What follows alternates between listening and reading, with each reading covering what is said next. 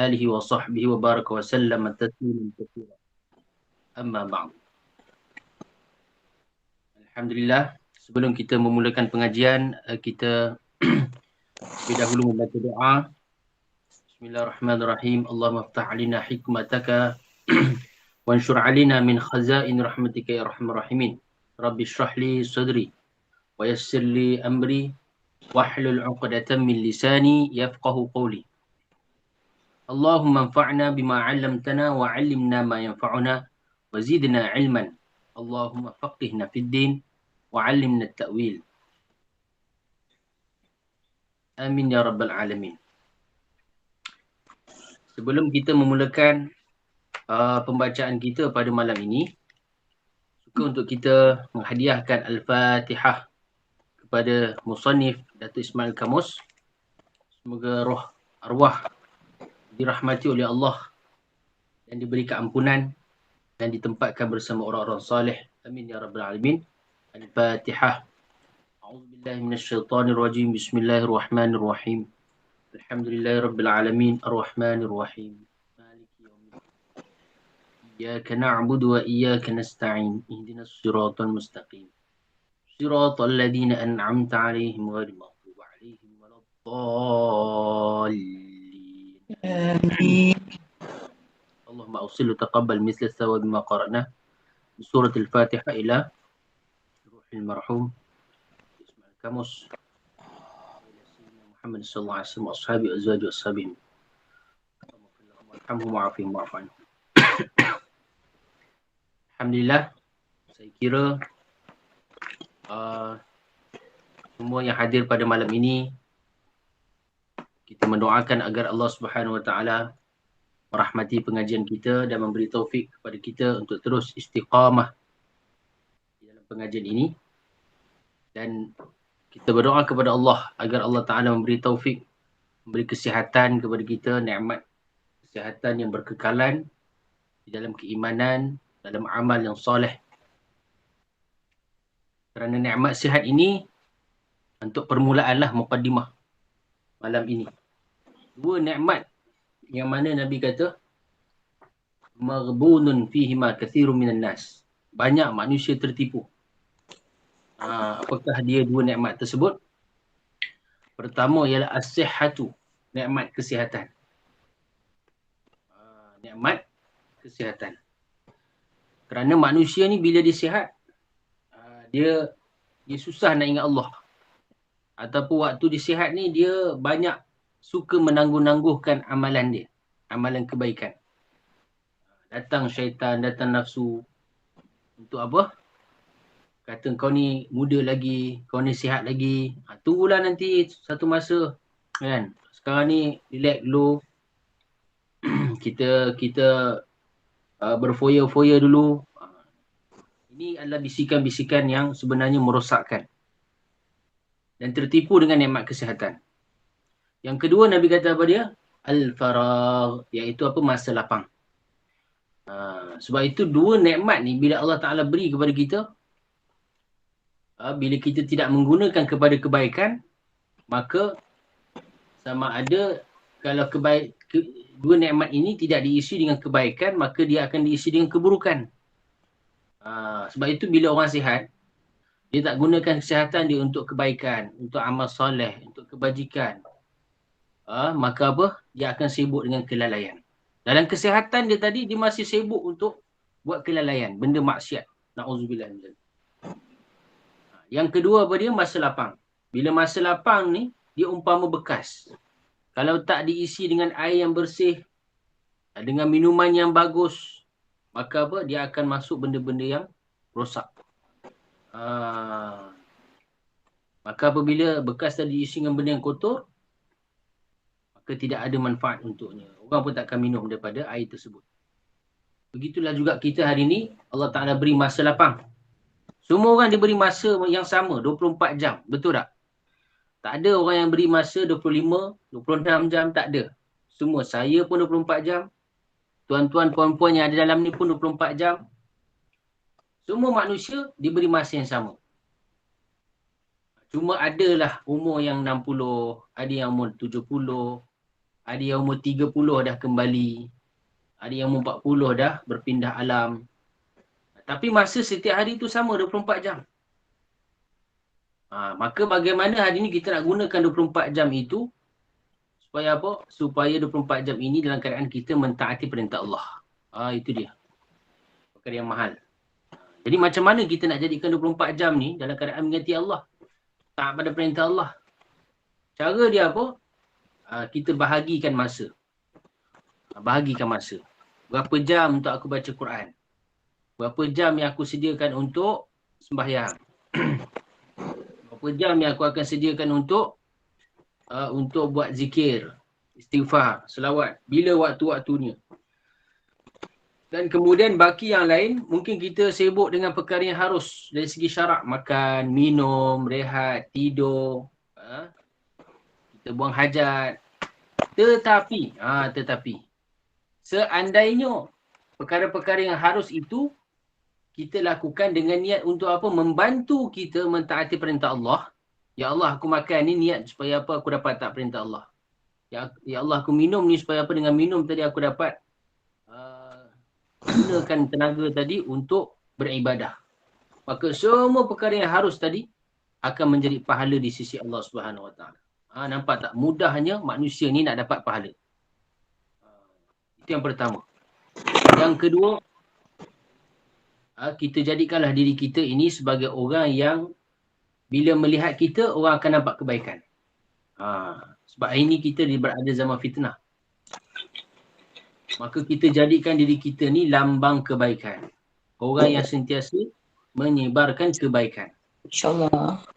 Bila orang dengar cakap kita, maka orang dengar kebaikan. Bila orang duduk dengan kita, dia akan dapat kebaikan. Tuan-tuan. Bukan setakat kita buat baik, tapi kita juga menyebarkan kebaikan. Maka kalaulah semua manusia melakukan perkara yang sama. Buat kebaikan, sebarkan kebaikan, maka dunia ini akan dipenuhi dengan kebaikan-kebaikan dan rahmat Allah Subhanahu Wa Taala. Sebab tu penting tuan-tuan.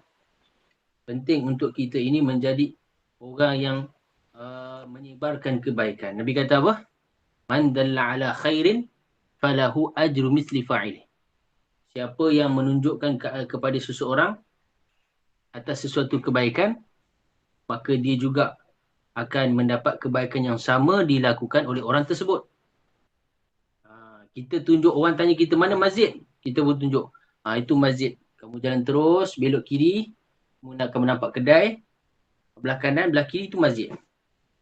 Jadi kita tunjuk dia jalan ke masjid, itu pun sebenarnya satu kebaikan. Maka bila dia sampai ke masjid, dia dapat sembahyang, dia dapat iktikaf, maka semua pahala-pahala yang dilakukan itu, kita pun akan dapat perkara yang sama. Nampak tak? Mudahnya agama ini untuk kita dapatkan kebaikan. Baik tuan-tuan yang Allah Ta'ala muliakan. Untuk keburukan, maka ulama' berpesan kepada kita, kita tutup mata. Keburukan ni bila kita nampak, sama ada daripada orang lain, maka kita tutup mata. Tak perlu untuk kita sebarkan. Tak perlu untuk kita cerita. Sebab kalau kita cerita benda buruk ni, maka benda buruk tu akan tersebar. Dia akan semakin banyak. Dia tak selesai. Dia macam najis. Kalau satu ekor kucing dia berak, maka kita nak tutup bau dia, kita tanam. Bukan kita congkel dia, kita sepah-sepahkan dia, lagi busuk. Begitu juga keburukan. Sebab itu Nabi berpesan dalam hadis, Nabi mengatakan, man satara aurata akhihi, siapa yang menutup keburukan saudaranya, satarallahu auratahu fid dunya wal akhirah, maka Allah akan menutup keaiban dia di dunia dan di akhirat. Betapa tingginya kehormatan satu orang Islam ni, kalaulah dengan kita menutup keburukan dia, kita menutup keaiban dia, kita nampak tapi kita tak cerita ke orang. Sebab apa? Nak jaga maruah dia. Sebab ada orang ni, dia suka cari keburukan orang dan dia suka sebarkan. Ini penyakit. Ini jadi penyakit. Punca untuk sebarkan keburukan orang ni ialah kerana sifat dengki. Ini kita akan belajar lepas ni. Sifat-sifat apa? Mazmumah. Yang tercela. Yang menurut Imam Ghazali ni ada berapa? Dalam ni ada ditulis ada 9. Jadi bila datang perasaan hasad, dengki, dia akan cari mana keburukan orang. Orang tu ada 99 kebaikan, dia akan cari mana satu keburukan yang aku boleh sebarkan. Yang aku boleh jatuhkan dia ni. Ini bahaya. Sebab ini adalah antara sifat-sifat syaitan, sifat iblis. Yang tak suka melihat orang berada dalam kebaikan. Ulama kata kalau kita nampak 99 keburukan yang ada pada orang, kita jangan tengok keburukan tadi. Kita cari apa kebaikan yang ada pada dia. Jadi macam lebah. Sebab tu kita punya tuan guru, Tuan Guru Ahmad Rozaini selalu berpesan, pakai cermin mata lebah. Jangan pakai cermin mata lalat. Sebab apa? Bila pakai cermin mata lalat, benda bersih pun kita akan nampak kotor. Kalau kita pakai cermin mata lebah, kita akan cari. Walaupun tempat kotor, kita akan cari juga apa benda yang bersih yang kita boleh manfaatkan. Maka sebab itu besar untuk kita menutup keaiban satu orang Islam di atas dunia ini. Mudah-mudahan bila kita tutup, kita tidak menyebarkan, kita doakan keampunan untuk dia, maka Allah Ta'ala akan tutup keaiban kita di dunia. Dan begitu juga keaiban kita di hari akhirat yang lebih besar penghisapan dia. Di hari manusia yang mana ketika dihisap, maka Allah Ta'ala akan kata, wahai hamba-Ku, kamu tengok ni dosa-dosa kamu ni banyak ni. Dosa-dosa kamu ni, satu persatu kamu ikrar tak? Kamu mengaku tak kamu buat semua ni? Maka si hamba tadi dengan penuh kerendahan, dengan penuh rasa bersalah, dia akan kata, ya Allah, benarlah. Semua yang kau nyatakan itu, yang tertulis itu, aku pernah lakukan di atas dunia. Maka Allah Ta'ala kata, wahai hamba-hambaku, ketahuilah. Wahai hamba-ku, ketahuilah. Sekarang ni antara aku dengan kamu je. Tirai ni antara aku dengan kamu je. Tak ada orang lain yang nampak. Hisapan ni antara aku dengan kamu je. Keburukan yang kamu buat ni antara aku dengan kamu je. Maka aku ampunkan dosa-dosa kamu semua. Kamu bersih daripada segala dosa. Masya Allah. Kenapa hamba ni dapat kena kelebihan anugerah yang begitu besar ini? Kerana dahulu di dunia, dia bukanlah orang yang suka menyebarkan keaiban manusia yang lain. Ini satu kelebihan yang besar. Maka ke akhirat pun Allah tutup keaiban dia. Allah tak zahirkan, Allah tak tunjukkan pada seluruh manusia. Hanya dia dengan Allah Ta'ala sahaja. Allahu Akbar, tuan-tuan. Kalau kita jadi manusia macam tu, beruntung kita, tuan-tuan. Sebab kita ni memang banyak dosa. Kan? Dosa kita dengan manusia, dosa kita dengan berseorangan, dosa kita dalam keadaan terang-terangan kadang-kadang, dosa lidah dan sebagainya. Itu yang kedua. Dan yang ketiga, tuan-tuan yang Allah Ta'ala mulakan, bila kita Nabi sarankan kepada kita untuk kita berdoa kepada Allah agar apa? Allah menutup keaiban kita. Satu, kita tidak melihat keaiban orang, dan kita tutup keaiban orang kalau kita terlihat.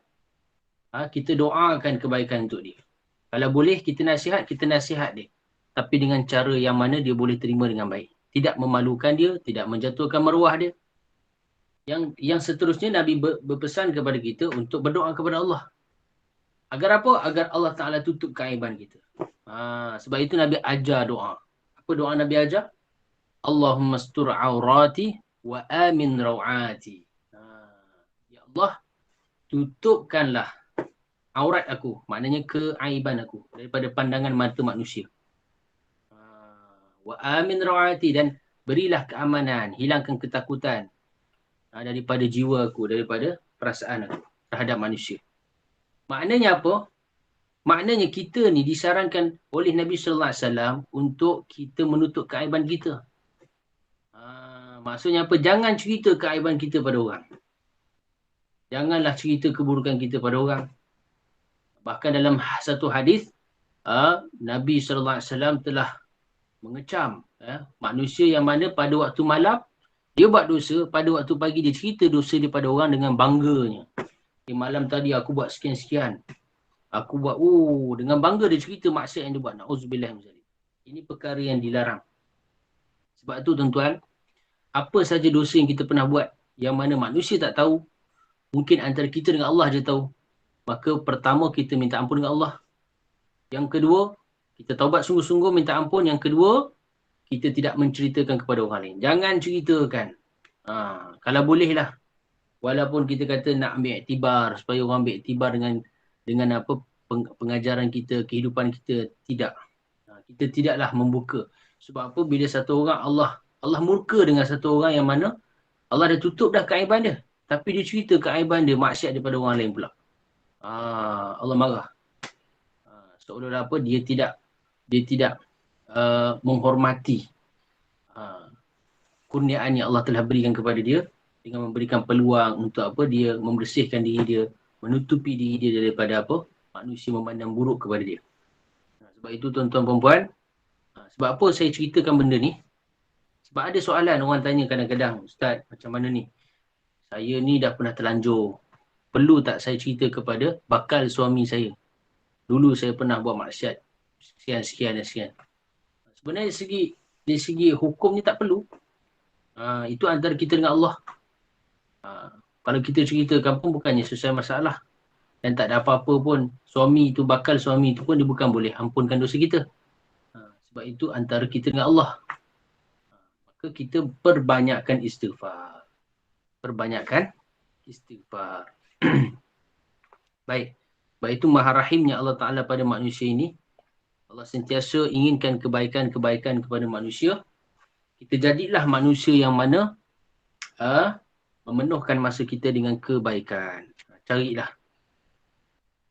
Baik. Kata musannif rahimahullahu ta'ala, wa nafa'ana bi'ulumihi wa 'ulumikum fid dharain amin.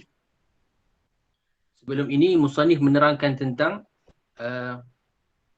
menurut Imam Ghazali sifat mahmudah itu antaranya ialah taubat, takut kepada Allah, mahabbah, cinta kepada Allah dan Rasul, zuhud, tidak ada perasaan cintakan dunia, sabar dalam setiap keadaan musibah, dalam taati perintah Allah, meninggalkan larangan Allah, syukur, dalam apa juga keadaan kita syukur kepada Allah. Walaupun sekecil-kecil rezeki, walaupun sekecil-kecil nikmat. Sehingga ulama kata nasi yang jatuh daripada pinggan kita tu, makanan yang jatuh daripada pinggan kita yang masih elok, yang masih bersih, maka kita ambil, kita makan dia. Jangan kita buang. Itu antara tanda kita menghargai. Sebab apa? Sebiji nasi nak sampai kepada kita itu melalui 360 malaikat. 360 malaikat. Daripada apa? Daripada dia sebelum dia bercambah menjadi padi. Kemudian telah padi tadi telah dituai dan sebagainya. Sehinggalah sampai kepada kita melalui proses 360 malaikat. Barulah sebiji nasi itu sampai kepada kita. Sebutir nasi. Bayangkan kita hari ini kalau makan nasi, kita buang. Kadang-kadang nasi lebih 2-3 butir tu tuan-tuan, kita rasa macam tak endah. Sedangkan orang ke tempat-tempat negara susah tuan-tuan, Yaman, Palestin, Syria, tempat-tempat peperangan ni, diorang sanggup kutip nasi kat longkang. Hak orang basuh tu, ataupun lebihan tu, dia sanggup ambil. Sebab tu kita zaman dulu, waktu belajar dulu, Ustaz Hasnul Hizam, Maulana Hasnul Hizam, biasa beliau ni buat kuliah live. Tuan-tuan boleh tengok dalam Facebook beliau, Maulana Hasnul Hizam. Beliau mengajar kitab Midrajul Fawatih, syarah kepada Mishkatul Masabih, kitab hadis. Dan beliau telah mengajar kitab hadis di sini Seri Petaling lebih kurang 20 tahun dah, kitab Mishkatul Masabih. Sehingga beliau telah buat syarah daripada guru beliau, Maulana Ihsan Hafizahullah. Bila kita makan tu, kadang-kadang budak-budak ni makan dalam pinggan, talam kan, banyak lebih, tak habis. Maka bila basuh tu, nasi-nasi tu jatuh dalam longkang. Beliau cukup marah. Kata, memutih longkang tu dengan nasi. Kamu ni tak syukur dengan nikmat Allah. Tak syukur dengan nikmat Allah. Di saat mana orang susah nak dapatkan nasi, kita ini buang je nasi. Buang nikmat. Maknanya apa? Makanan sekecil-kecil makanan, sebutir nasi. Kalau elok boleh makan, kita makan, bersihkan ni. Itu tanda kita menghargai. Sebab itu Nabi SAW, kalau kita lihat dalam Syama'il Muhammadiyah, bagaimana adab Nabi makan. Itu baru bab makan je tuan-tuan. Syukur dalam makanan. Belum lagi perkara lain. Kemudian ikhlas dan benar dalam setiap amal. Tawakal. Redha dengan qada dan qadar Allah. Mengingati mati. Yang terakhir. Mengingati mati. Mengingati mati. Dan kemudian hari ini kita masuk kepada sifat-sifat mazmumah. Sebelum kita masuk kepada fardhu ain, hukum asas. Iaitu kata musannif rahimahullah ta'ala sifat-sifat mazmumah menurut Imam Ghazali. Antara sifat mazmumah seperti berikut. Tuan. Bagi saya minum sekejap. Tak sempat minum. Bismillah.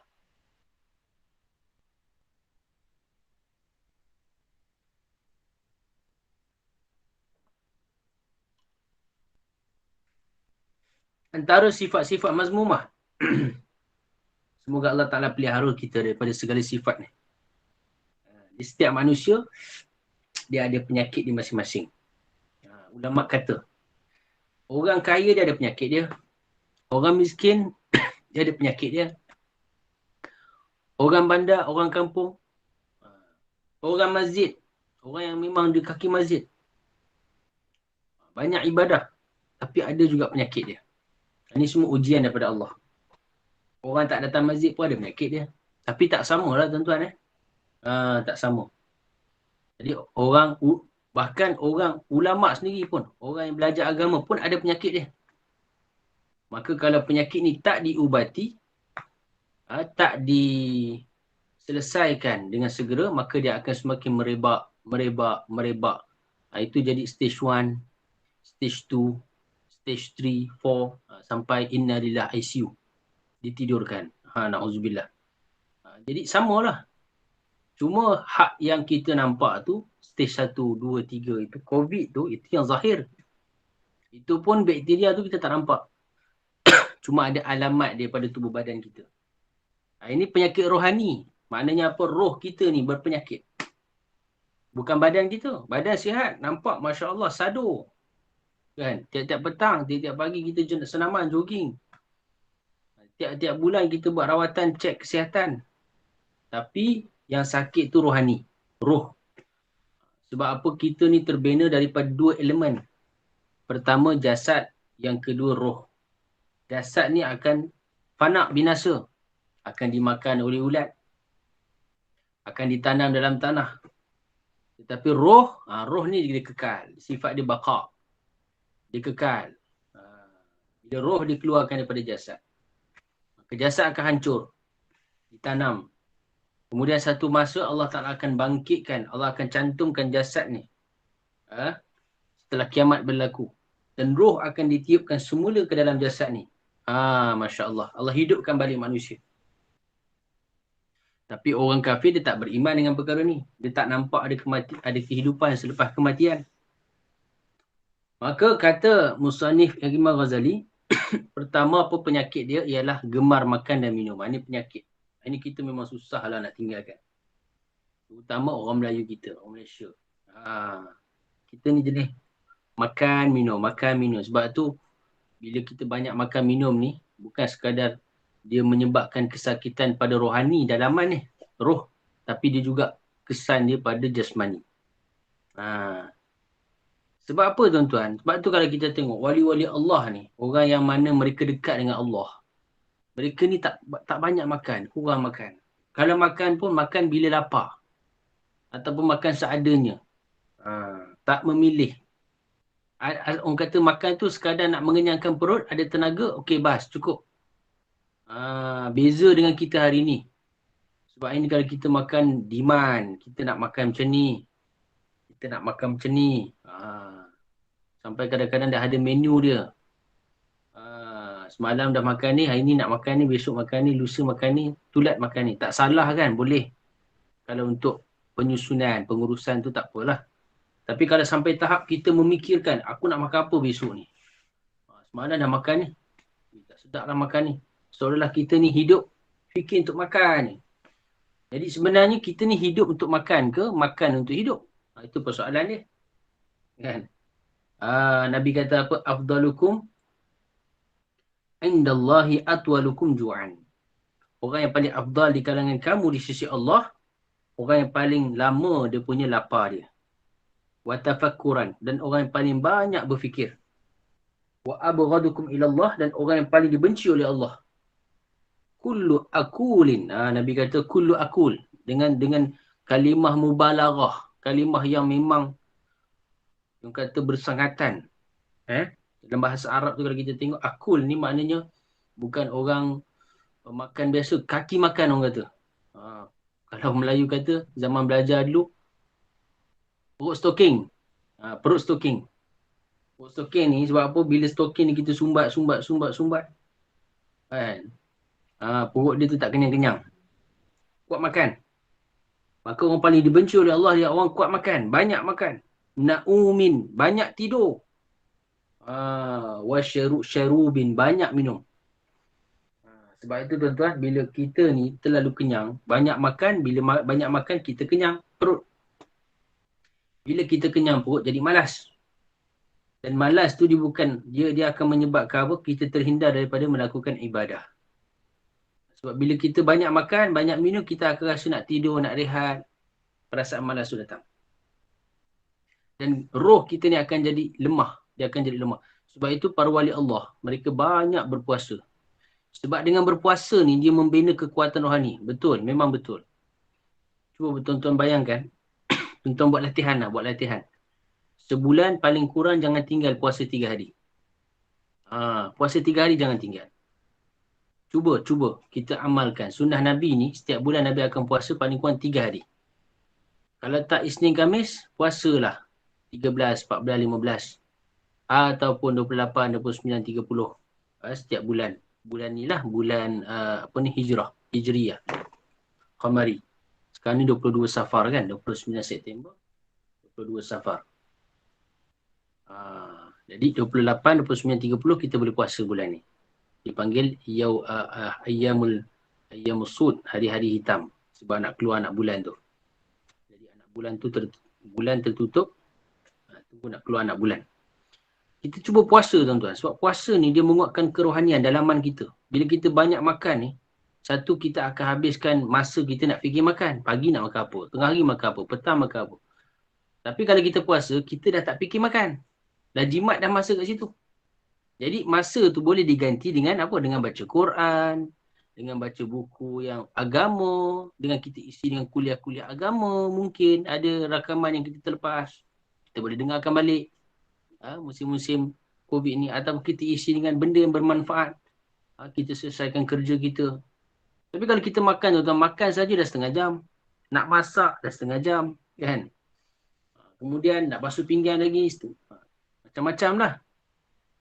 Jadi sebab makan saja 3 kali sehari pula tu kita orang Melayu makan, maka menyebabkan habis berapa jam masa kita untuk makan. Bila banyak makan, banyak dah pergi tandas. Jadi kita punya dunia ni habis dengan makan. Tambah-tambah kalau kita ni orang Malaysia suka makan kat luar. Tak boleh dine in 2 dos. Maka kita pun cari mana kedai nak makan kat luar ni. Dah jadi penyakit. Bila kita dah sekali seronok makan luar ni, kita dah mula cari lagi kedai lain. Besok kedai lain. Lepas tu kita tengok orang Malaysia ni, dia kalau bila dah boleh dine in tu, penuh yang kedai makan kat luar tu. Penuh. Boleh lah kata sekali-sekala tu tak apa kan, ambil angin. Tapi kalau tiap-tiap minggu kita kena makan luar, itu dah jadi penyakit. Bahkan makan luar ni sebenarnya tak bagus kan. Bolehlah sekali-sekala kan, kita niat bantu orang yang berniaga tu. Carilah peniaga-peniaga orang Islam yang jaga dia punya solat dia, jaga pemakaian dia, jaga percakapan dia. Maka ini kita boleh makan makanan dia, insya-Allah. Kemudian seterusnya, bila banyak makan dan minum, ini penyakit yang kita kena. Sebab tu puasa, kita boleh puasa, kita puasa tuan-tuan.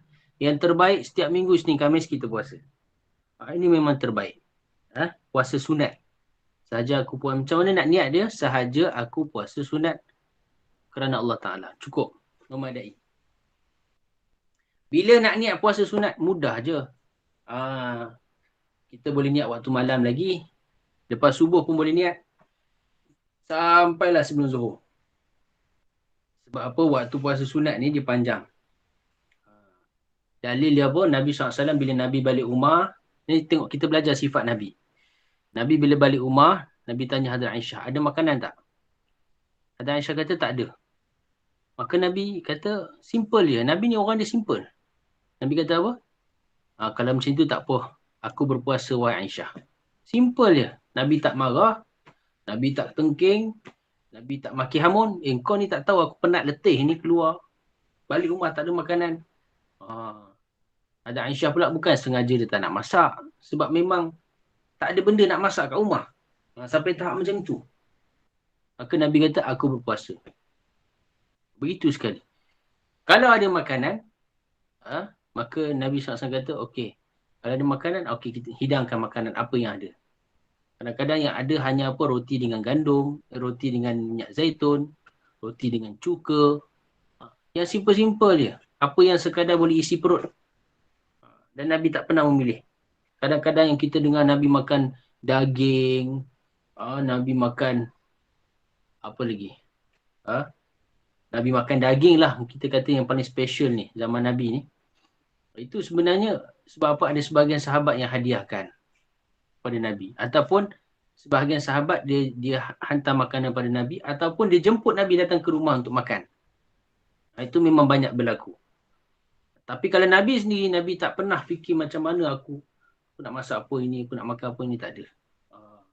Jadi bila sahabat ni tengok keadaan Nabi macam tu, dia naklah bagi yang special untuk Nabi kan, masak kambing, sembelih kambing seekor, ambil daging tadi, lepas tu sapu apa, bila dah buat macam daging tu dah dibakar, dah dimasak, maka kita letak dalam roti, bagi lipat dua, bagi makan pada sahabat-sahabat yang bersama Nabi dan Nabi SAW.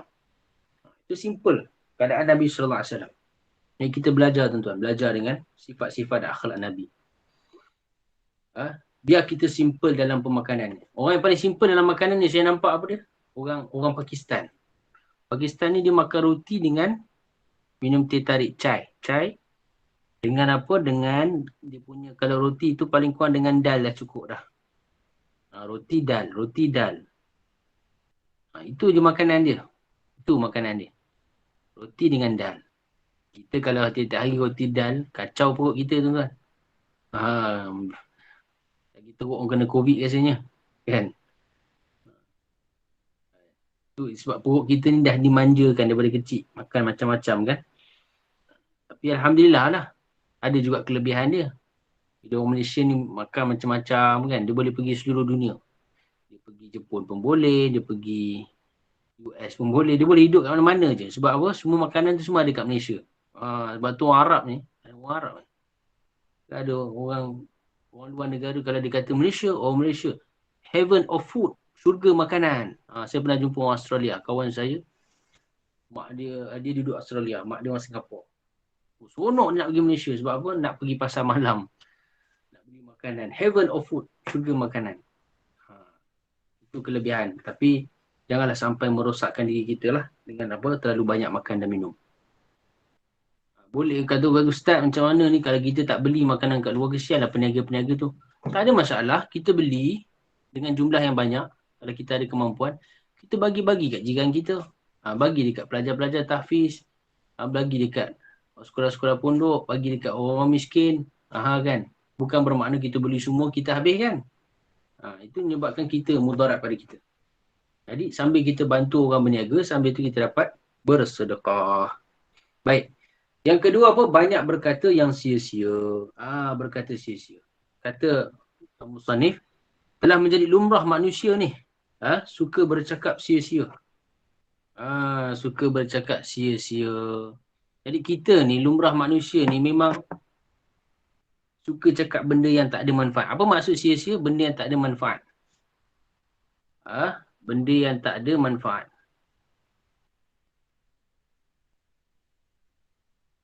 Jadi benda yang tak ada manfaatnya apa? Nabi kata dalam satu hadis, min husni islamil mar'i tarkuhu ma la ya'ni. Sebaik-baik keindahan orang Islam ni, mana orang Islam ni dia akan jadi indah bila mana dia meninggalkan perkara yang sia-sia. Yang tak ada manfaat dunia dan akhirat. Termasuklah percakapan. Jadi sebenarnya bukan percakapan tu sebahagian daripada ni. Jadi kita ni kena tinggalkan perkara sia-sia ni, penyakit. Percakapan yang sia-sia, pendengaran yang sia-sia. Bila kita nak buat sesuatu tu kita fikir, ada tak manfaat untuk dunia aku? Ada tak manfaat untuk akhirat aku? Kalau tak ada, tinggalkan. Kalau ada untuk dunia kita, mungkinlah boleh guna untuk keperluan. Sebab apa, kita kat dunia ni perlu juga ada perkara-perkara lain untuk hidup. Dengan keperluan itu kita dapat mentaati perintah Allah. Okey. Yang boleh ditarifkan sebagai bencana lisan ialah antara yang menjadi bencana lidah ni ialah mengumpat, menghina, berdusta dan bertengkar. Ini banyak berlaku akhir zaman. Tapi walaupun tak berlaku atas lisan, atas lidah, dia berlaku pada tangan. Tangan kita yang menulis. Orang Melayu ni dia malu, sifat malu dia tinggi. Dia nak maki orang, dia segan, nak mengumpat. Mengumpat tu biasalah orang Melayu. Orang Islam. Nak hina tu macam segan sikit. Tapi kalau dalam Facebook, media, suka-suka dia nak hina tu, dia maki hamun je. Dia tak kira dah. Orang tu siapa? Ulama' ke? Datuk ke? Orang lebih tua daripada dia ke? Orang Islam ke? Bukan orang Islam ke? Ini bila tidak ada adab. Bila mana adab telah hilang daripada kehidupan. Sebab tu dalam Al-Quran pun Allah kata, tidak ada kebaikan pada kebanyakan bisikan-bisikan kecuali bisikan orang yang menyuruh memberi sedekah. Kalau nak bisik, kalau nak cakap tu biarlah cakap perkara kebaikan. Suruh kebaikan, sedekah, suruh kepada ma'ruf, damaikan antara manusia. Ini yang percakapan diridai oleh Allah Subhanahu Wa Taala. Sebab tu kalau dua orang bertelagah tuan-tuan, kita jangan jadi orang batu api. Batu api ni maknanya apa? Kita naikkan lagi semarak api pergaduhan tu. Ataupun buat sesuatu yang boleh menimbulkan lagi api pergaduhan tu. Jadi kita jadi orang yang mendamaikan. Kita jadi orang tengah yang mana dengan kita, A dengan B ni boleh selesai masalah dia. Berdamai. Itu orang yang mana disarankan oleh Allah dan Nabi SAW. Dan terdapat hadis yang diriwayatkan iaitu siapa beriman kepada Allah dan hari akhirat berkatalah yang baik atau diam.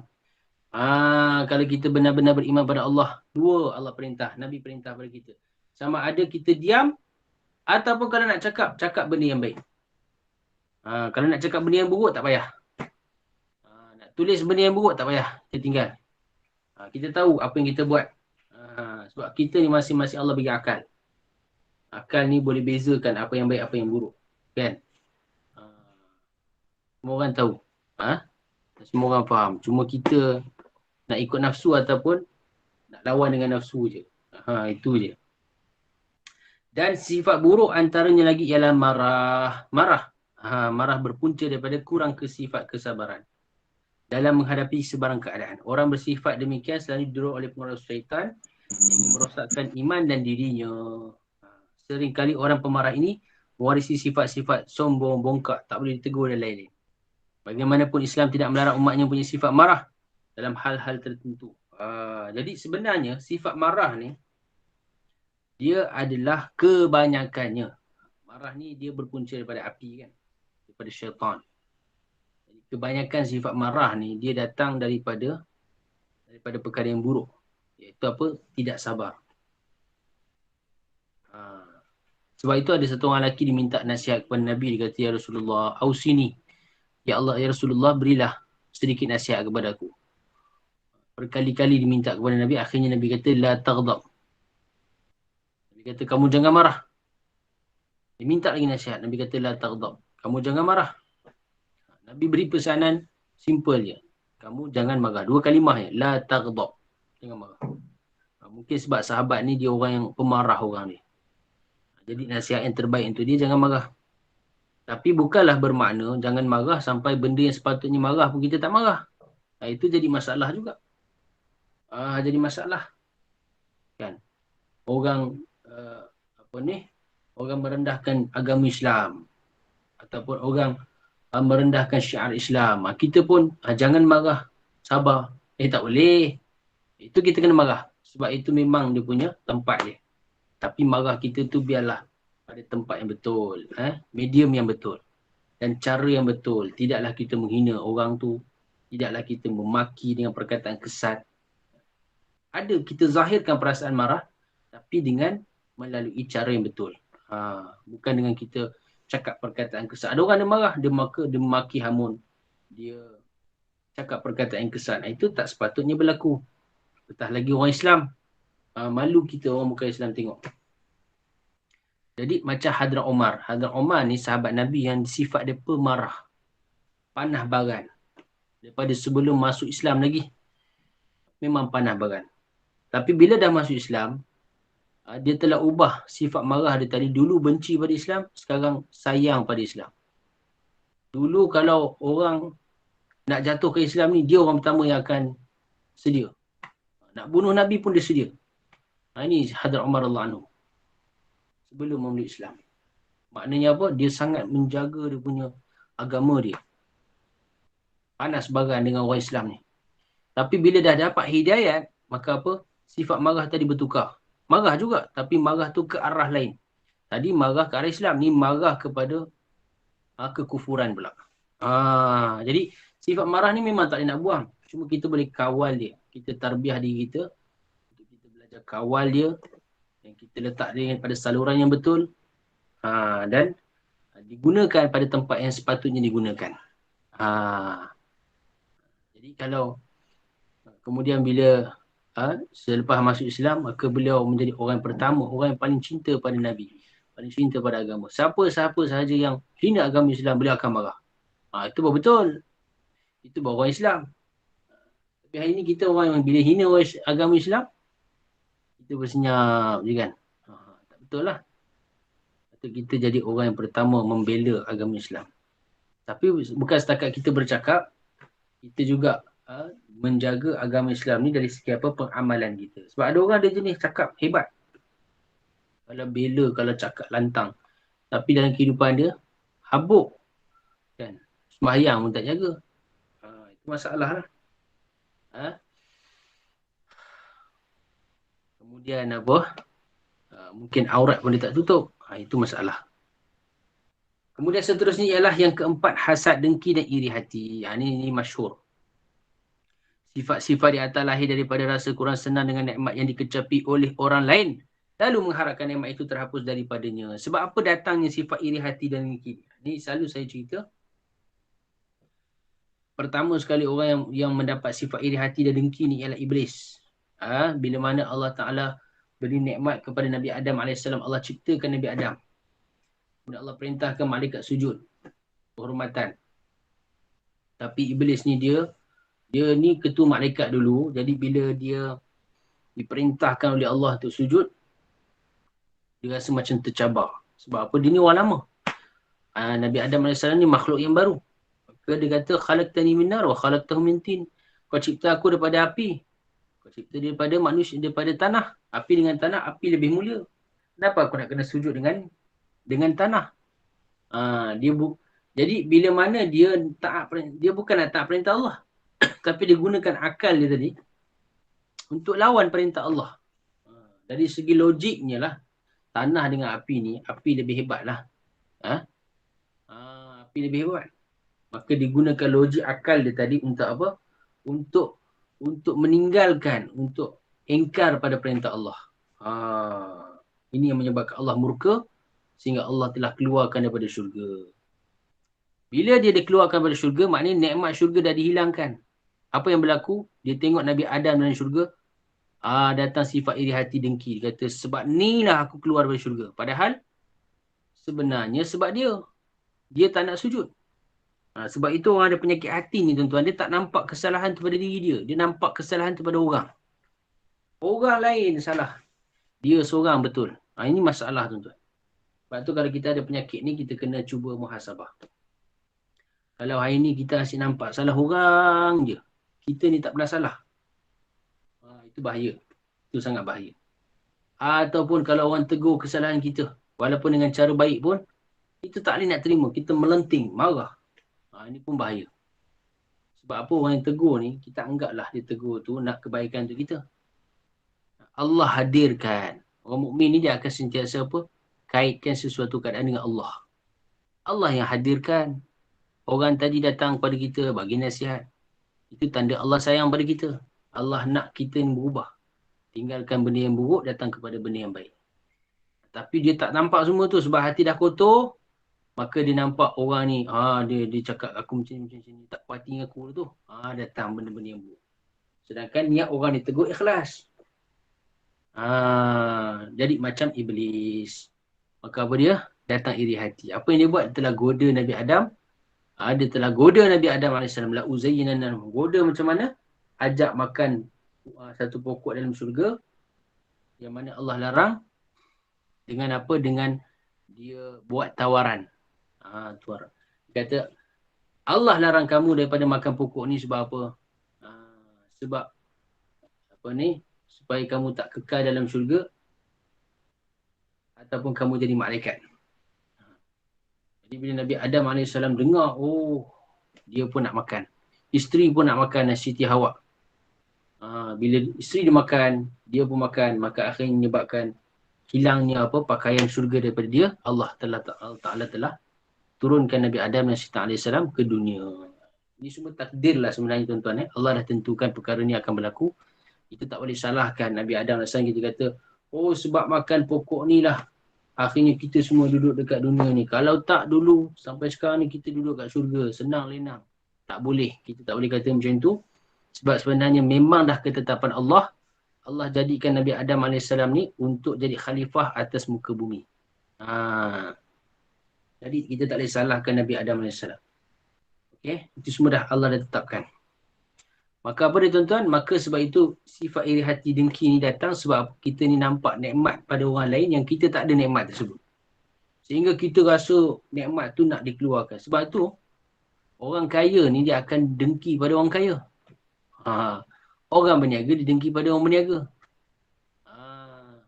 Kalau ulama dia dengki juga pada ulama.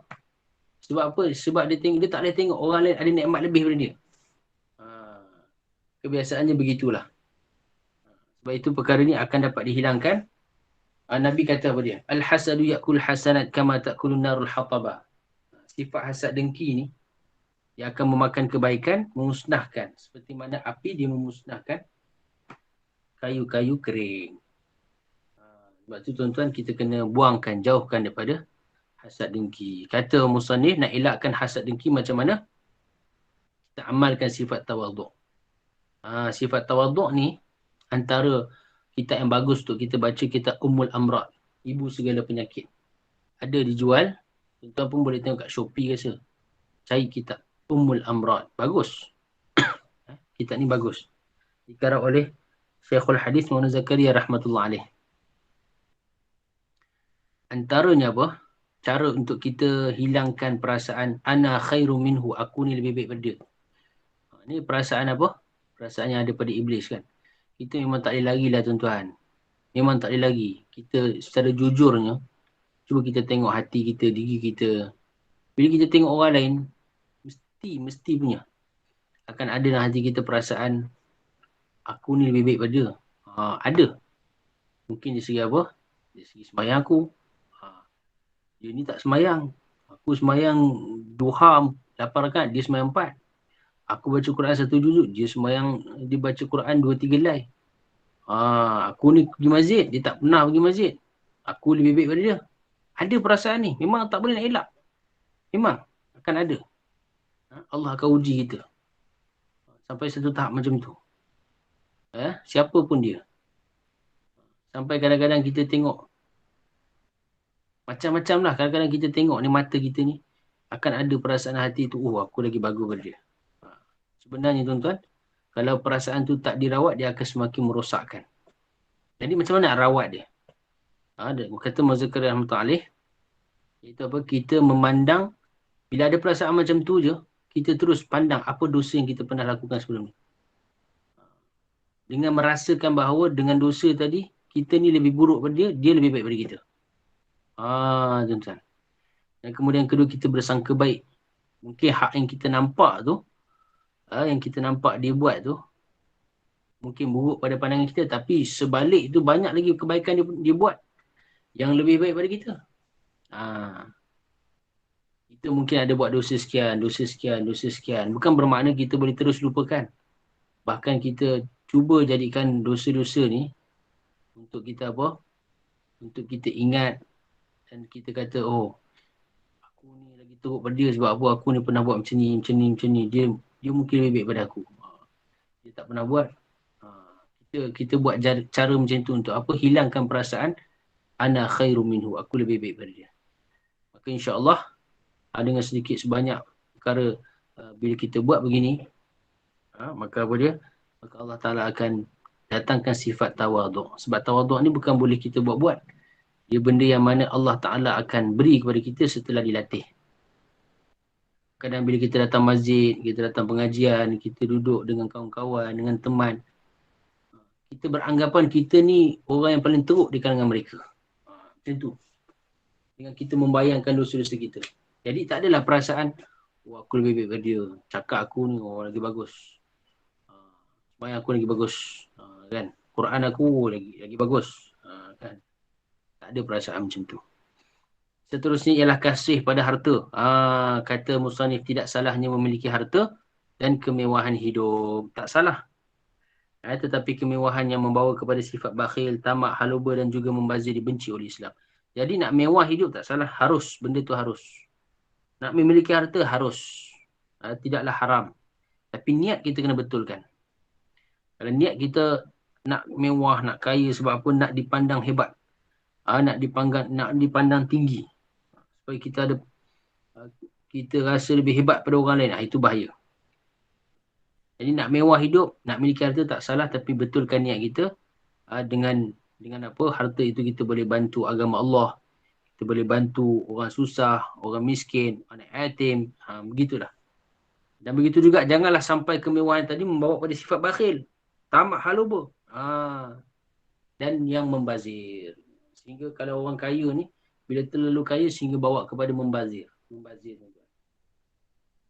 Sebab dah terlalu banyak harta, jadi tak kisah dah. Dia nak membazir untuk benda. Membazir ni maknanya dia gunakan harta dia pada benda yang tak sepatutnya. Tak sepatutnya. Okey, dia ada dua. Satu israf, satu tabzir. Israf ni maknanya berlebihan pada keperluan dia. Pada keperluan. Ini pun sebenarnya dilarang oleh agama. Mewah tak apa, tapi janganlah sampai kita berlebihan dalam keperluan sehingga membawa kepada pembaziran. Pembaziran maksudnya sampai, contohlah kita kata paling mudah kita faham lah. Kita ni banyak duit kan. Rumah kita pun kita buka je aircon 24 jam. Tak ada orang pun. Kita buka. Kipas pun buka. Sepatutnya kita boleh jimat.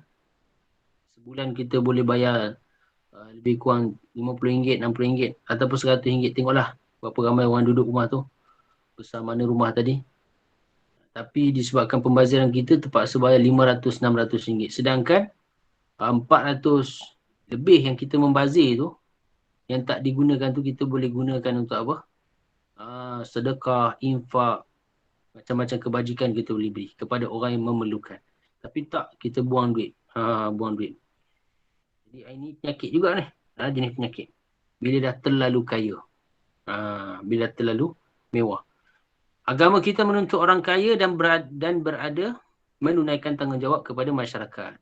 Bersedekah, berzakat, belanjakan harta jalan Allah. Ini tanggungjawab orang kaya. Sebab apa? Harta yang Allah berikan kepada dia itu amanah. Sebab apa ini bila kita kaya, kadang-kadang kita rasa harta ni kita yang punya.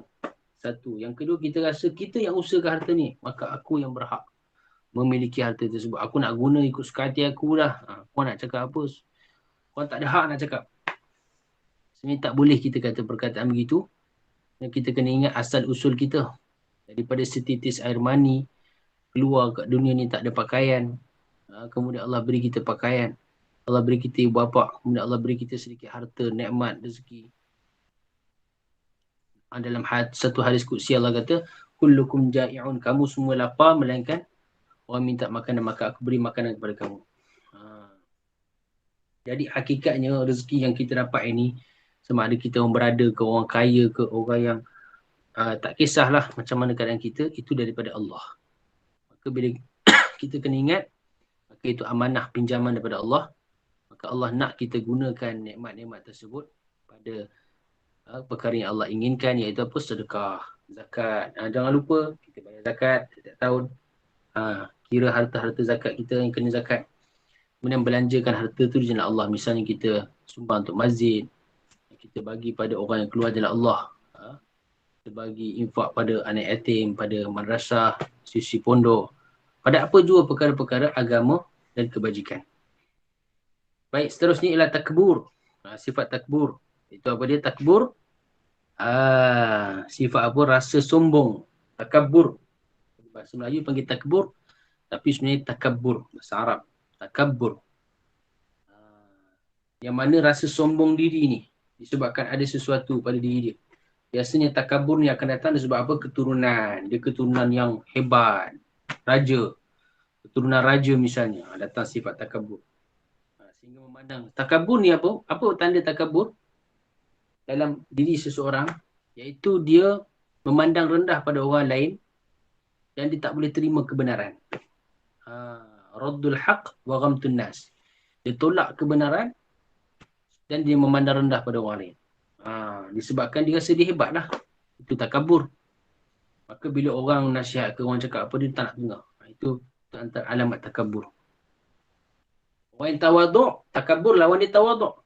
Sebab tu dalam hadis Nabi kata, man takabbara wada'ahu Allah.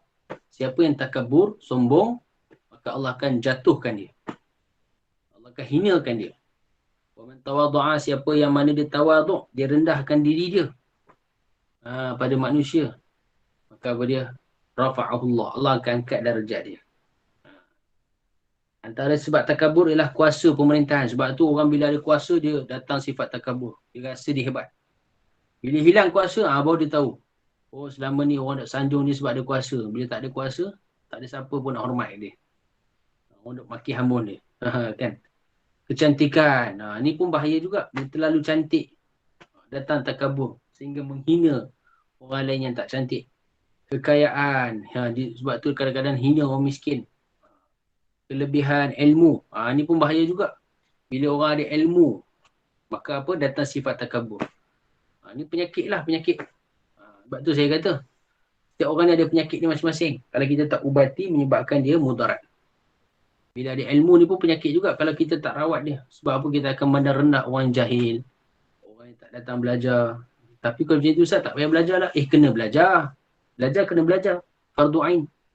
Kalau tak, macam mana kita nak perbaiki diri kita? Tetapi bila datang perkara ini, takabur apa semua, kita cuba rawat dia. Nanti kita akan baca sikit. Banyak pengikut. Ini disebutkan Datuk Ismail Kamus. Antara sebab takabur juga ialah banyak pengikut, followers.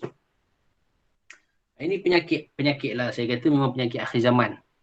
Kita ada media sosial, kita suka kata apa?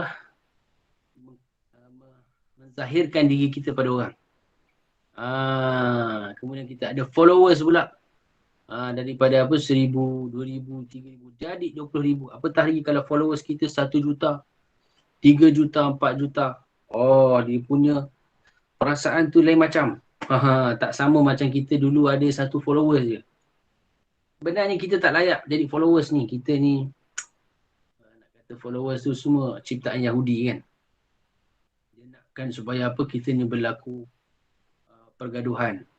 Bila orang ni followers ada, orang ni ada followers, bila berlaku sedikit perselisihan, bergaduh lah. Bila masing-masing ada followers, kalau dulu orang bergaduh, berperang, bunuh. Tapi kalau sekarang, cara mudah dia nak hilangkan rahmat Allah pada orang Islam, maka dia buat pergaduhan sesama sendiri. Jadi bila yang hak atas ni bergaduh, hak bawah pun semua bergaduh lah. Follower dia semua bergaduh lah. Hak follower ni kutuk orang ni, hak follower ni kutuk orang ni. Jadi tak selesai masalah. Kan? Tak selesai masalah. Berlarutan. Kan? Ini semua sebab apa? Sebab banyaknya pengikut. Sebab tu akhir zaman ni, biar kita jadi orang yang low profile tak apa. Orang yang tak ada pengikut. Kita jadi orang yang mengikuti Nabi SAW. Kalau kita nak ikut pun, kita ikut Al-Quran, hadis, ulama' akhirat, ulama' yang memang kalau kita tengok kehidupan dia tu, meresapi dalam hati kita perasaan Allahu Akbar, kan? Rasa seronok untuk apa? Untuk datang kepada agama, ulama' sebegitu. Dan banyaknya ibadah. Ini pun penyakit juga. Bila banyak ibadat, menyebabkan takabur dah akan datang dalam hati kita. Tapi bukan bermakna kita kurangkan ibadat tu. Tapi kita cari rawatan untuk dia. Apa cara rawatan dia? Selalu mengamalkan sifat tawaduk. atau rendah diri dengan membanyakkan pergaulan dengan semua peringkat ahli masyarakat, melatih diri mendengar pandangan orang lain dan segala hal. Jadi kat sini dia ada rawatan dia, iaitu kita nak hilangkan sifat takabur ni, kita bergaul dengan semua manusia. Maknanya kita jangan memilih orang. Orang macam ni aku tak nak bergaul. Ini tak ada level dengan aku, tak kelas. Ini pun tak kelas. Tapi kita bergaul dengan semua. Maksudnya kita bukanlah, sebab memanglah Nabi suruh kita cari orang yang baik-baik, orang soleh, untuk kita jadikan teman. Bergaul tak sama dengan teman. Bergaul ni maknanya kita bertanya khabar, bersapa, tanya bagi salam. Itu pada semua orang. Tanya khabar. Itu semua orang kita bergaul. Tapi untuk jadikan teman akrab, teman yang rapat, itu kena orang-orang soleh. Supaya apa? Sifat-sifat kebaikan itu ada pada diri kita. Akan terkena pada diri kita. Seterusnya ialah riak. Riak. Ditakrifkan sebagai sifat untuk menarik pandangan orang dengan menampakkan pelbagai amalan baik dilakukan semata-mata mengingat pujian, pangkat atau kedudukan. Jadi riak ni maknanya kita buat sesuatu untuk apa? Dilihatkan kepada orang. Bila orang nampak, maka orang puji kita. Itulah antara sifat riak. Jadi kita nak tunjuk amal kita. Dan riak yang tersembunyi ialah beratnya hati seorang untuk beramal apa dia sendiri. Jadi kita nak tahu riak ataupun tidak hati kita ni dalam buat amal. Kalau kita seorang, kita seberat ke seringan nak buat amal tadi? Jadi kalau kita masa seorang-seorang kita tak buat amal, bila ramai orang baru kita buat, itu maknanya amalan kita tu kita kena muhasabah. Perbetulkan niat kita buat kerana Allah. Okay. Dan kita biasakan diri kita untuk rahsiakan segala amalan baik supaya tak diketahui orang. Bila kita buat kebaikan tuan-tuan, antara guru kita pernah pesan, Maulana Hamzah Hafizahullah, ada lagi dia mengajar kitab Bukhari, beliau kata apa? Antara tanda kebaikan kita tu diterima oleh Allah, kita lupa kebaikan tersebut. Maknanya kita tak cerita ke orang, kita pun tak ingat bila kita buat kebaikan tadi. Itu antara kebaikan kita itu. Tapi kalau kebaikan kita tu kita duk ingat, apatah lagi kita buat ke orang kan. Kita bantu orang, kita duk ingat kebaikan tu. Apatah lagi kalau mengungkit. Mengungkit ni memang haram lah. Kita dulu aku pernah tolong kau ingat tak? Kan, kau susah dulu. Kau nak hutang aku. Bagi kau 1,000. Sekarang ni kita ungkit kebaikan kita, habis pahala kita. Yang boleh ungkit ni antara ulama kata ialah seorang ayah kepada anak. Dia boleh. Untuk apa? Anak tadi supaya ingat jasa ayah dia. Guru dengan anak murid, itu boleh.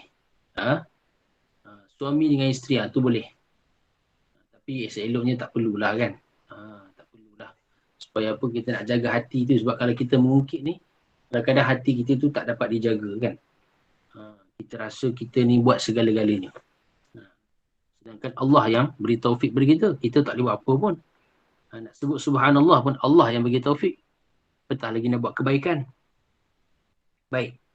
Maka perkara yang boleh membuatkan seorang itu riak. Apa dia perkara yang boleh menyebabkan seorang itu riak? Pertama apa dia? Melihatkan tubuh badan, pakaian, ucapan, perlakuan. Ini antaranya lah. Sebab itu, kita dalam apa semua perkara lah, kita tak perlu untuk kita zahirkan pada orang.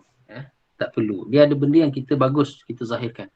Misalnya dalam perkara-perkara fardu ain, perkara-perkara yang bersifat wajib. Kita syiarkan pada orang. Tapi tak perlulah sampai cerita, kita cuma syiarkan, zahirkan. Pergi masjid kan. Ini pergi masjid pun kita pergi sembunyi. Itu payahlah. Bila pergi sembahyang Jumaat, kita pun nyorok pergi. Supaya apa? Orang tak nampak kita. Tak adalah sampai tahap macam tu. Itu kita kenalah syiarkan. Sebab memang dituntut untuk syiarkan. Pergi masjid sembahyang Jumaat ni. Puasa syiarkan. Tapi ada benda, puasa fardu. Khususnya amalan fardu. Tapi kalau amalan sunat, maka bagus kita sembunyikan. Sembahyang tahajud kita sembunyikan. Tak perlu kita nak tunjuk pada orang, selfie, tunjuk pada orang aku ni. Baca Quran banyak begini-begini. Kadang-kadang mungkinlah dalam hati kita ingat, kita niat tu nak supaya orang lain pun buat kebaikan. Betul. Tapi khawatir, takut-takut, dia jadi penyakit sehingga kita ni suka cerita kebaikan kita pada orang dan menyebabkan datangnya sifat riak. Kita nak orang puji, nak orang nampak kita ni baik, nak nampak orang kita ni soleh. Itu dah bahaya. Bagus ni kita antara kita dengan Allah je. Kalau benda wajib, itu tak apalah kita syiarkan supaya orang pun dapat sama-sama buat kewajipan tersebut. Misalnya solat 5 waktu, misalnya apa?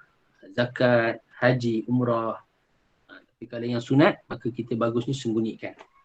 Itu kaedah dia. Dan seterusnya ujub. Ujub ni apa pula? Ujub ni bererti hairan dengan keistimewaan dan kelebihan diri sendiri. Kita rasa, aku ni ada kelebihan. Oh, aku ni bagus. Oh, rasa hebat. Aku ni pandai cakap ni, Masya Allah. Aku ni cantik ni. Aku ni Masya Allah. Kalau dengar benda tu cepat faham. Orang lain semua tak cepat faham. Oh, aku ni bagus.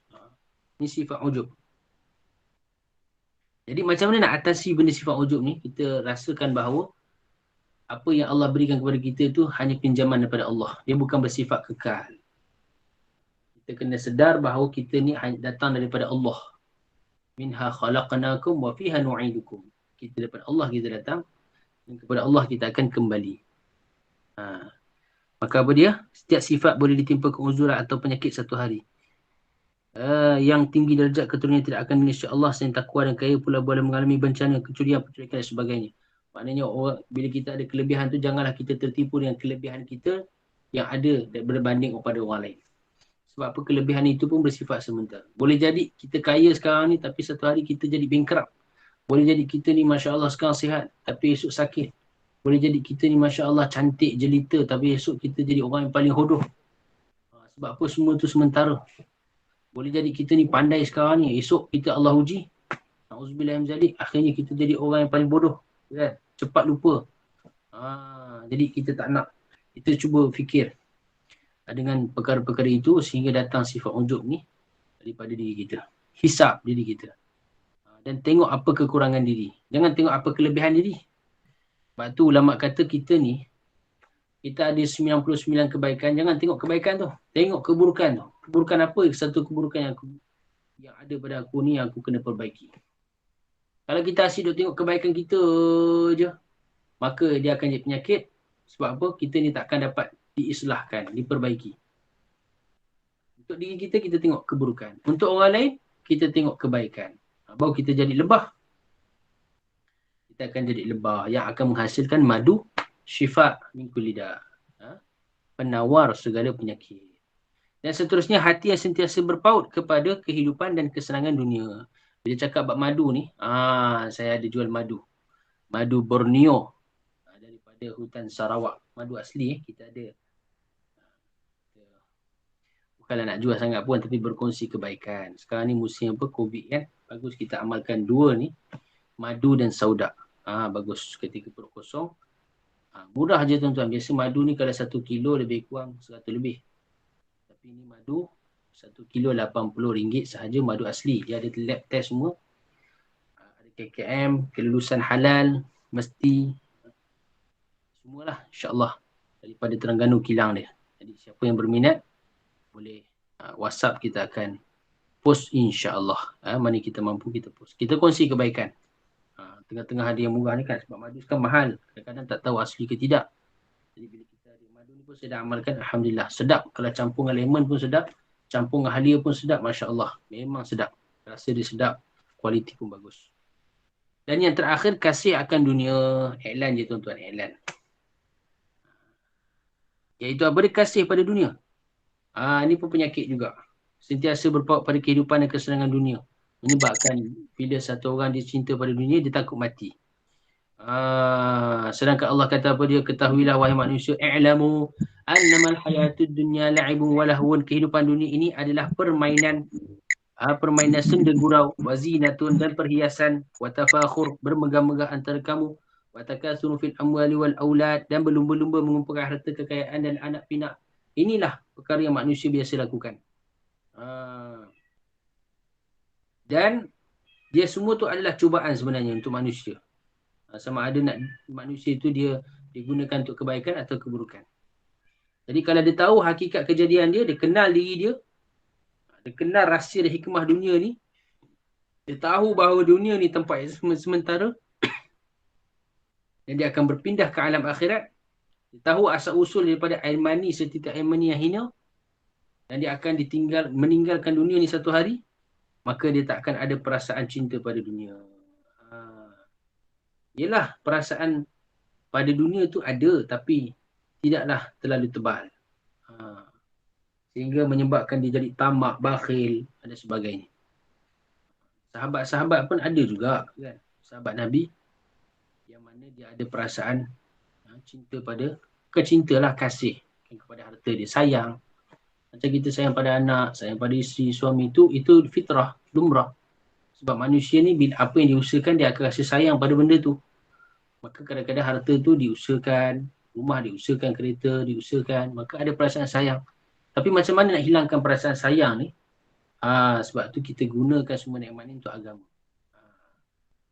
Sehingga ada sebahagian sahabat ni, bila dia dengar ayat Quran diturunkan, lan tanalul birra hatta tunfiqu mimma tuhibbun. Allah kata, tidak akan, sekali-kali kamu tidak akan mencapai kebajikan sebenar sehingga kamu infak harta yang kamu paling sayang. Allahu Akbar. Maka apa dia? Dia kata, ya Rasulullah, aku ada satu kebun yang aku paling suka.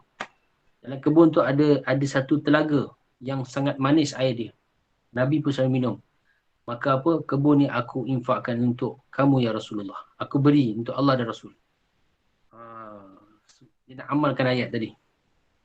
Dia tengok mana harta yang dia paling suka, diinfakkan untuk agama. Sebab tu ulama kata, benda yang kita nak infakkan ni ialah benda yang kita paling suka. Itu yang bagus. Supaya apa? Hilang perasaan sayang kasih pada dunia tu. Tapi hari ni rata-rata kita ambil yang buruk kan.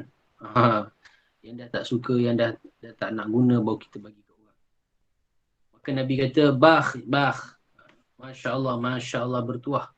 Hebat-hebat amalan kamu ni. Kamu agihkan harta kamu ni pada kaum kerabat kamu yang memerlukan. Jadi kat situ, kebijaksanaan Nabi SAW dalam mengurus perbelanjaan para sahabat.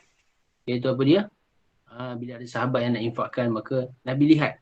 Kadang sahabat ni ada kaum kerabat dia yang memerlukan, yang lebih memerlukan, maka Nabi arahkan untuk agihkan kepada sahabat-sahabat, kaum kerabat sahabat tersebut. Ini kebijaksanaan Nabi SAW. Dan Nabi nak ajar kepada kita, sebelum kita infak untuk orang lain, maka kita lihatlah kaum kerabat kita yang terdekat.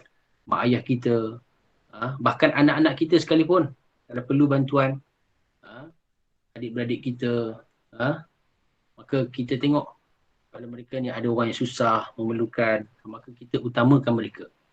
Sebab di situ ada dua kelebihan. Pertama, kita dapat infakkan, dapat pahala. Yang kedua, kita dapat hubungkan. Bila kita beri, maka akan datang kasih sayang, silaturahim tu akan semakin kuat. Ini akan menjadikan gandaan pahala di sisi Allah Subhanahu Wa Taala. Mungkin setakat ni pada malam ni sahaja. Kemudian kita akan masuk hukum-hukum dasar syariat Islam. Halal, haram, wajib, makruh, sunat, sah, batal. Ini pentinglah tuan-tuan.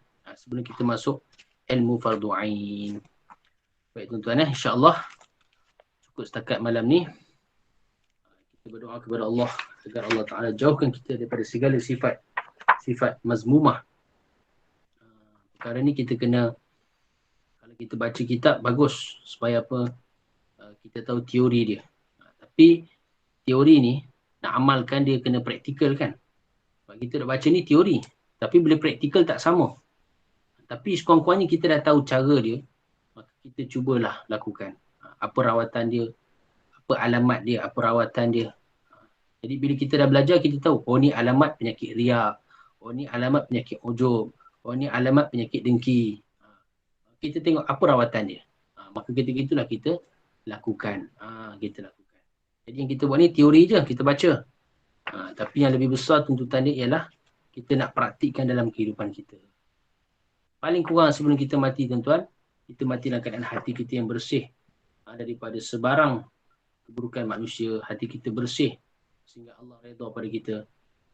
Sehingga Nabi SAW bila nak wafat, Nabi tak nak dengar mana-mana sahabat yang cerita keburukan sahabat lain pada Nabi. Nabi kata mafhum dia, aku nak meninggalkan kamu ni, nak menghadap Allah dalam keadaan hati yang bersih pada semua sahabat-sahabat aku. Mafhum hadis. Nabi tak nak ada satu perasaan keburuk pun pada mana-mana sahabat. Sampai tahap begitu punya akhlak Nabi SAW. Itu tuan-tuan, kita ni kalau boleh kita jadikan hati kita ni hati yang suci, bersih. Kita tidak melihat keburukan-keburukan orang. Bagi bila kita banyak tengok keburukan ni, hati kita akan sentiasa menjadi bertambah keburukan. Auzubillahi min zalik.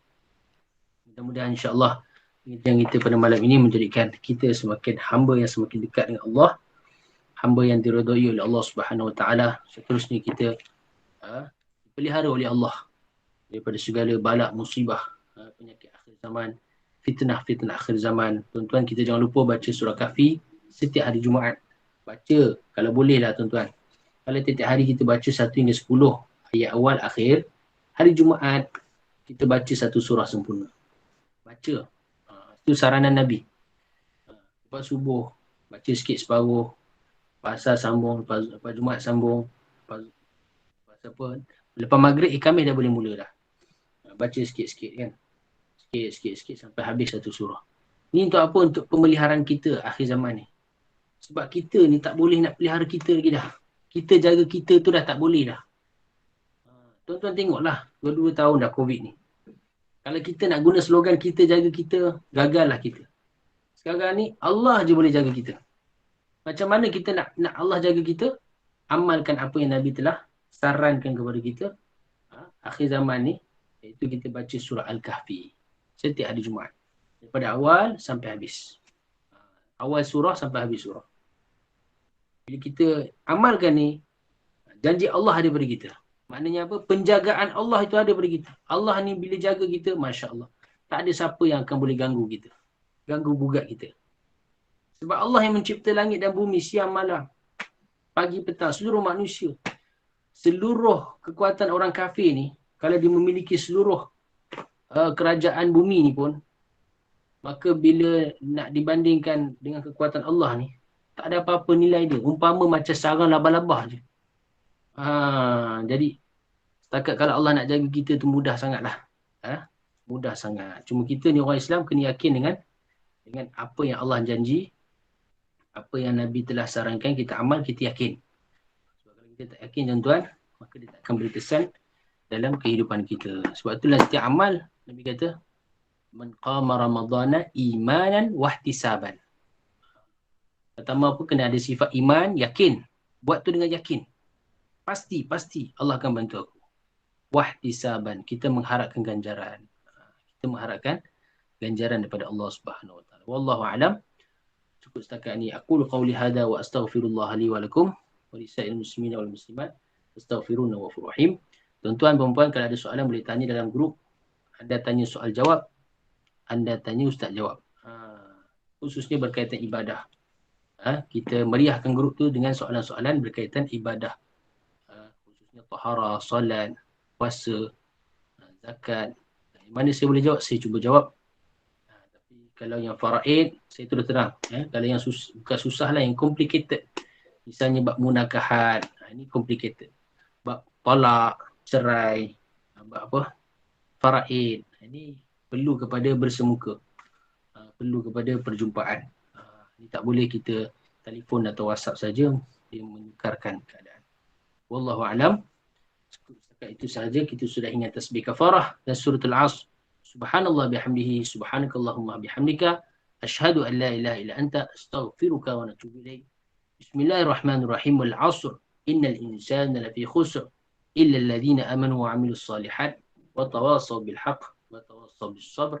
Assalamualaikum warahmatullahi wabarakatuh. Salam. Terima kasih Ustaz. Sama-sama Kak Syam. Okey, terima kasih. Terima kasih Ustaz. Terima kasih Ustaz. Allah. Terima kasih Ustaz.